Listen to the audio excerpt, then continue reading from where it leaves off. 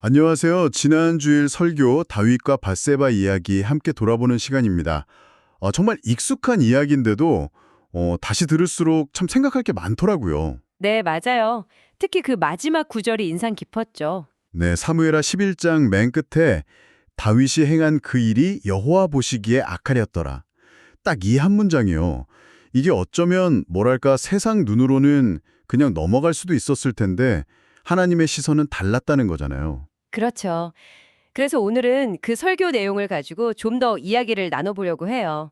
세상의 기준, 힘의 논리 같은 것들이 하나님의 관점하고 어떻게 다른지, 그리고 이 오래된 이야기가 오늘 우리에게 왜 여전히 중요한지 그 의미를 좀 파헤쳐 보는 거죠.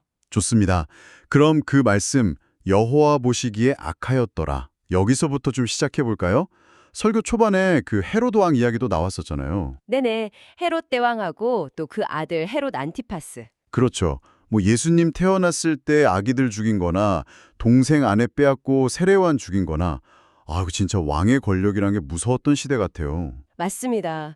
그러니까 그런 배경에서 보면 다윗이 밧세바 데려오고 우리야 죽게 만든 일이 어쩌면 당시 사람들 눈에는 왕이니까 그럴 수 있지. 이렇게 보였을 수도 있다는 거죠. 설교에서도 그 지점을 짚으셨죠? 네.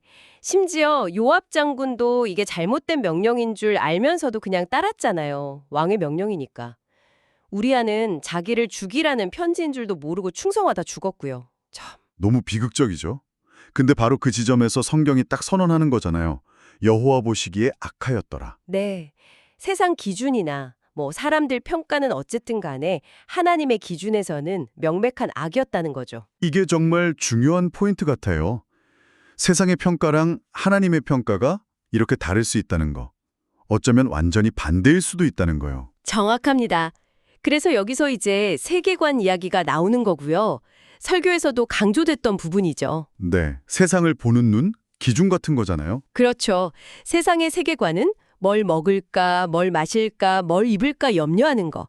설교에서 마태복음 6장을 인용하셨죠. 네, 그게 이방인들이 구하는 것이라고. 결국 나 자신의 필요, 내 욕망, 내 성공이 제일 중요한 그런 세계관인 거죠. 다윗의 행동도 어떻게 보면 철저히 그 세계관을 따른 거고요. 자기 욕망 때문에 남의 생명까지. 네, 순간 하나님 백성이라는 걸 잊어버린 거죠. 반면에 하나님 나라의 세계관은 먼저 그의 나라와 의를 구하는 것. 내 필요보다는 하나님의 뜻이 이 땅에 이루어지길 바라는 마음.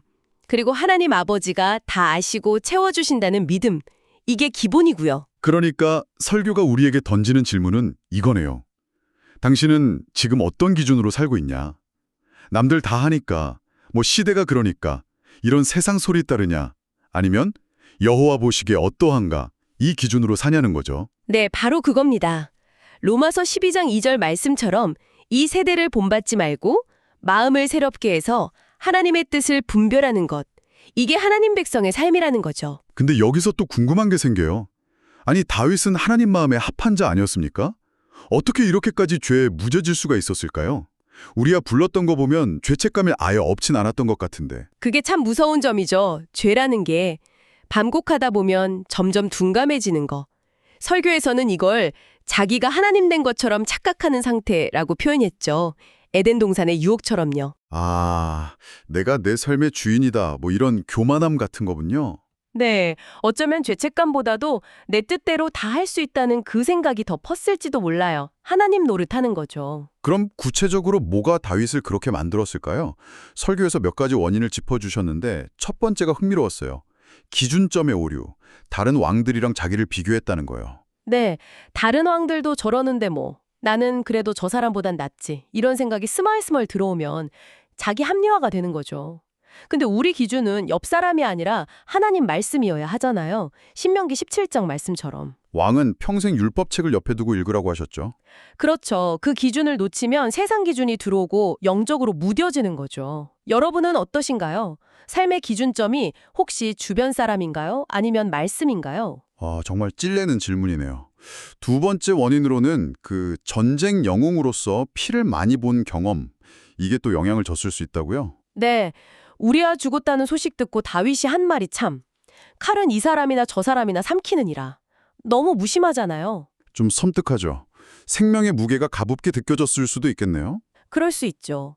근데 중요한 건 경험 자체가 아니라 그 경험을 어떻게 해석하느냐는 거죠. 설교에서는 디모데전서 말씀을 통해 우리의 모든 경험을 말씀과 기도로 거룩하게 해야 한다고 했어요. 아, 경험을 말씀과 기도로 다듬는다. 네. 그렇지 않으면 과거의 경험이 오히려 독이 될 수도 있다는 거죠. 교만하게 만들거나 무디게 만들거나. 여러분의 경험은 하나님께 더 가까이 가게 하나요? 아니면 멀어지게 하나요? 그것도 참 생각해 볼 문제네요.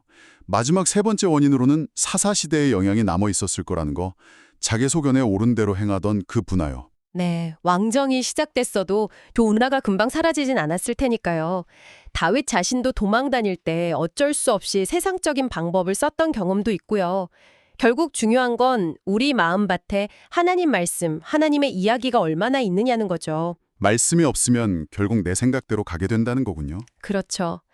그래서 다시 말씀으로 돌아가야 한다. 읽고 듣고 묵상하고 공부해야 한다. 설교에서 정말 강조하셨죠. 영적 무감각에서 깨어나려면 결국 말씀 앞에 서는 수밖에 없다는 겁니다. 정리해보면 지난주의 설교는 다윗의 실패를 통해 우리 안에 어떤 세상적인 기준들, 또 영적인 무뎌짐을 보게 했어요. 그리고 도전하는 거죠.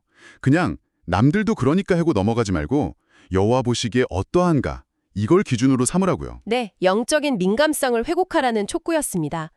근데 여기서 또 하나 기억해야 할 게 있어요.